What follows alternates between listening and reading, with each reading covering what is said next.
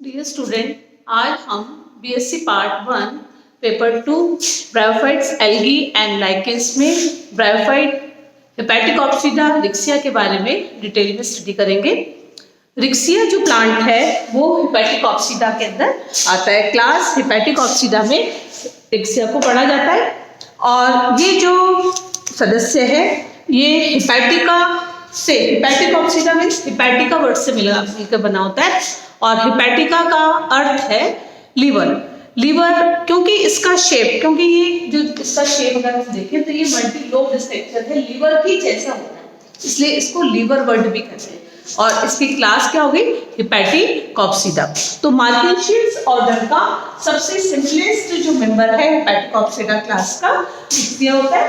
और रिक्सिया की जब हम सिस्टमेटिक पोजीशन देखते हैं तो रिक्सिया का डिवीजन है ब्रायोफाइट्स और ऑर्डर है मार्केशियस, family Ricciaceae, genus Riccia, species discolor. तो ये जो हेपेटिकॉप्सिडा में रिक्सिया जो आता है इसकी फैमिली होती है रिक्सिएसी। तो रिक्सिएसी के कॉमन कैरेक्टरिस्टिक्स फीचर्स ये होते हैं कि ये इसका मेन प्लांट बॉडी कैसी है? गैमेटोफिटिक प्लांट बॉडी होती है।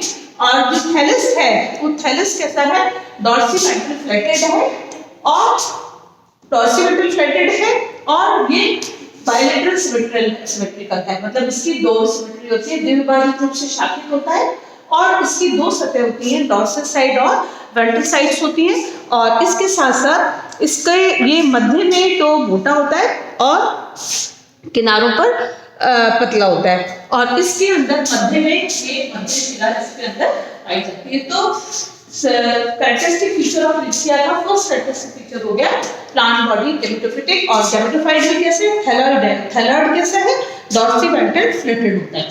और इसके साथ साथ इसमें इस थैलस के अंदर जो आपको चौड़ा चपटा हरा रंग का जो थैलस दिख रहा है इसकी भी दो साइड है, एक होती है डॉर्सल साइड होती है और एक उसकी होती है वेंट्रल साइड। डॉर्सल साइड पे एयरफोर्स या वायुस्थल पाए जाते हैं और इसके बाद वायुस्थल जो है वो वातावरण में वायु के साथ सीधे संपर्क में रहते हैं। तो मतलब एनवायरनमेंट के साथ सीधा संबंध होता है वो इसके थैलस की डॉर्सल साइड पर उपस्थित एयरफोर्स के कारण होता है।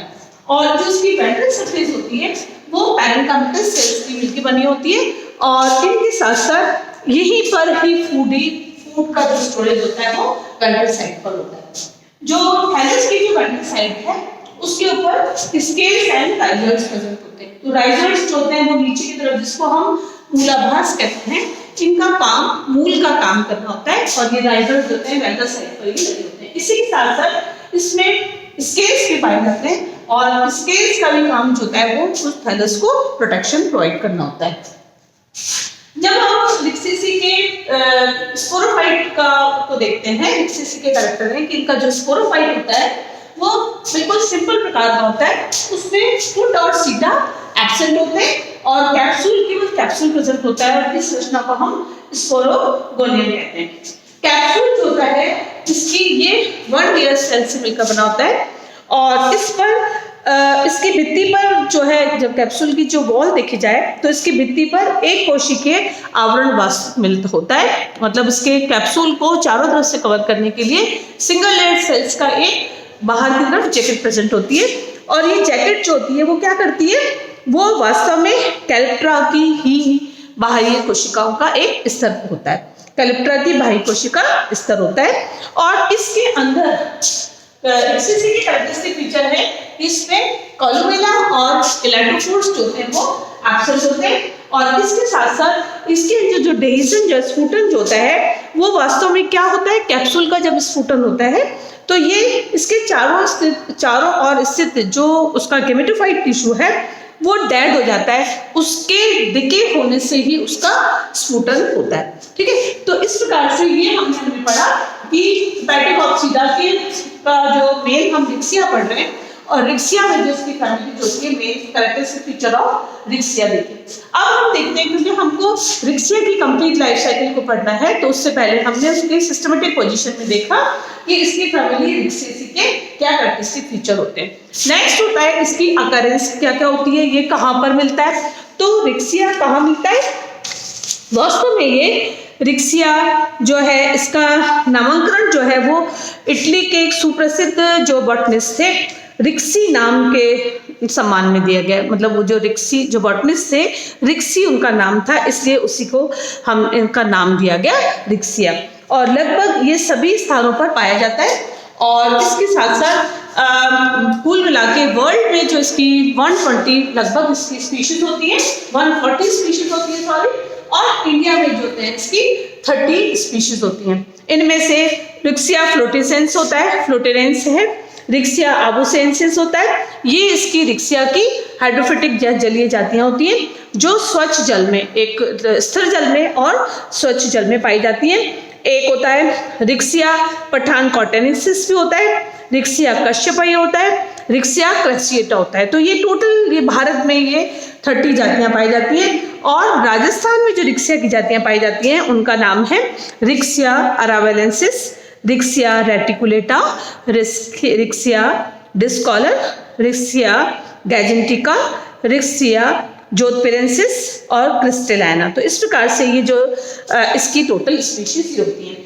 जब हम इसकी गैमेटोफिटिक प्लांट की बात करते हैं तो रिक्सिया का गैमेटोफाइट कैसा होता है, तो इसका सुकाय जो होता है वो मेन जो प्लांट बॉडी होती है उसकी वो डोमिनेंट अवस्था जो होती है वो कौन सी होती है, गैमेटोफिटिक प्रकृति का होता है। और इस गैमेटोफिटिक प्रकृति में हम देखते हैं कि प्लांट बॉडी कैसी होती है, थैलॉइड प्लांट बॉडी है और ये एक हार्ट शेप स्ट्रक्चर होता है। ठीक है, हार्ट शेप स्ट्रक्चर होगा, थैलॉइड होगा। उसके साथ साथ इस प्लांट के अंदर ये ग्रीन है, प्रोस्टेट होता है और डॉर्सीवेंट्रल फ्लैटेड होता है। ग्रीन प्रोस्टेट है, डॉर्सीवेंट्रल का मतलब होता है इस प्लांट के अंदर उसकी डॉर्सल साइड भी होती है और उसकी डॉर्सल साइड और वेंट्रल साइड अलग अलग दो साइड्स होती हैं। और इस प्रकार से ये जो थैलस जो होता है वो मिड साइड से तो मोटा होगा और इसके किनारे जो होते हैं यहाँ पर ये तो ये होगा मोटा होता है और साइड्स जो होते हैं इसके पतले या थिन होते हैं। और इसके साथ साथ इसमें इस थैलस के अंदर जब द्विविभाजन रूप से शाखन जो होता है वो इतनी अधिक हो जाता है तो इसका शेप जो होता है वो रोजेट फॉर्म में दिखाई देने लग जाता है। और इसके साथ साथ है कि इनके इस थैलस के ऊपर ही थैलस के अंदर डॉर्सल साइड पर तो मिडरिप पाई जाएगी। डॉर्सल साइड जब देखते हैं तो इसके अंदर एक बीच में कौन सी होती है, डॉर्सल साइड पे मिडरिप होती है और इसके अंदर एपिकल नॉच उपस्थित होती है। और एपिकल नॉच हम जब देखते हैं कि यहाँ पर ये जो ये एपिकल नॉच है ये इसका ग्रोइंग पॉइंट होता है। और जब इसकी वेंट्रल साइड देखते हैं तो वेंट्रल साइड पर स्केल्स एंड राइजर्स पाए जाते हैं। राइजर्स जो होते हैं वो राइजर्स मतलब क्योंकि ये ब्रायोफाइट जो है फर्स्ट लैंड प्लांट है जिसमें पूरी से ट्रू रूट नहीं है, रूट का काम करता जो है उसको हम राइजर्ट कहते हैं। तो इसके अंदर जो राइजर्ट्स होते हैं वो दो प्रकार के राइजर्ट्स होते हैं। एक होता है स्मूथ वॉल राइजर्ट होते हैं, इसके अंदर बिल्कुल ये प्लेन है, स्मूथ होता है। और दूसरा जो होता है वो ट्यूबरकुलेटेड है, अंदर की तरफ गुलिकाएं प्रेजेंट होती है जिसको गुलिके भी कहते हैं। तो इस प्रकार से इनमें जो राइजर्ट्स पाए जाते हैं वो दो प्रकार के होते हैं, स्मूथ वॉल एंड ट्यूबरकुलेटेड।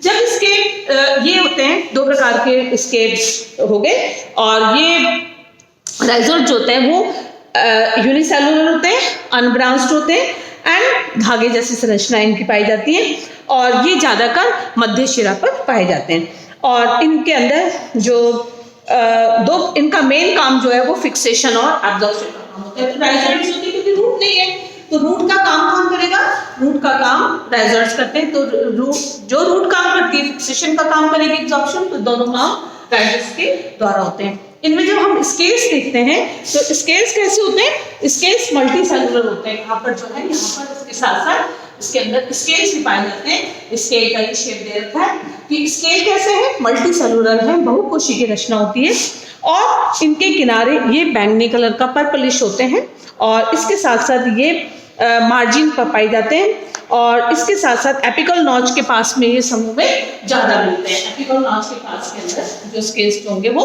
ज्यादा मिलते हैं और स्केल्स जो हैं उनका मेन काम इस एपिकल नॉच को जो वृद्धि बिंदु को प्रोटेक्ट करने का काम करता है तथा सुरक्षा प्रदान करने का होता है। और जहाँ पर हम स्थलीय जातियों की बात करते हैं तो स्थलीय जातियाँ जो होती हैं इसकी टेरेस्ट्रियल स्पीशीज होंगी, उसमें प्रोटेक्शन की ज़्यादा, ग्रोइंग पॉइंट को प्रोटेक्शन की ज़्यादा जरूरत पड़ेगी, इसलिए स्थलीय जातियों में स्केल्स होते हैं वेल डेवलप्ड होते हैं। जबकि जो हाइड्रोफिटिक जातियां जो हैं वो शीघ्र ही उसमें नष्ट हो जाते हैं या उसमें उपस्थित नहीं पाए जाते। तो गैमेटोफाइट के अंदर हम देखते हैं कि गैमेटोफाइट चौड़ा चपटा हरा है, प्रोस्टेट होता है और उसके साथ साथ द्विभाजित रूप से शाखित है। डॉर्सल साइड पर उसकी एपिकल नॉच मिलेगी और वेंट्रल साइड जो होती है उसके ऊपर स्केल्स एंड राइजोइड्स पाए जाते हैं। तो इस प्रकार से ये हमने पढ़ा कि जो इसका रिक्सिया का जो थैलस होता है उस थैलस की ऐसी आउटर जो गैमेटोफाइट जो होता है main plant body gametophytic plant body कैसी है। अब हम अगले लेक्चर में उसके इंटरनल स्ट्रक्चर ऑफ थैलस को कंटिन्यू करेंगे।